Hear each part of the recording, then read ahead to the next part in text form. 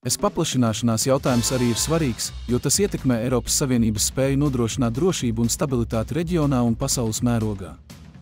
Ir jāpatur prātā, ka jaunām valstīm, kas vēlas pievienoties Eiropas Savienībai, ir jāpilda noteiktie kritēriji un standarti, un tām ir jābūt spējīgām nodrošināt savu valsts drošību un stabilitāti.